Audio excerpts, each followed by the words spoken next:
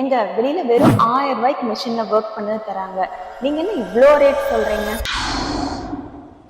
Machine work versus handmade comparison பார்த்துடலாமா? Machine embroidery பொறுத்த வரைக்கும் டீடைல்ஸ் அதிகமா இருக்காது, ஃபிளாட்டா ரிப்பீட்டடான டிசைனா தான் இருக்கும். பட் கையில பண்றப்ப அப்படி இல்ல, பொறுமையா டீடைலா பண்றப்ப டிசைன் பிரீமியமாவே இருக்குங்க. மெஷின்ல பர்சனலைஸ்டு கஸ்டமைசேஷன் பண்ண முடியாது, அதுவே ஹேண்ட் கிராஃப்ட்ல டிசைன்ஸ், டெக்கரேஷன்ஸ், கலர்ஸ்ல நிறையவே கஸ்டமைசேஷன் பண்ணலாம். அது மட்டும் இல்லாம மெஷின்ல லிமிடெட் ஃபேப்ரிக் தான் ஸ்டிச் பண்ண முடியும். எக்ஸாம்பிளுக்கு பியோர் சில்க், ஷிஃபான் ஃபேப்ரிக்ல ஸ்டிச் பண்ண முடியாது. பட் ஹேண்ட் கிராஃப்டட்ல எல்லாம் அப்படி இல்லைங்க.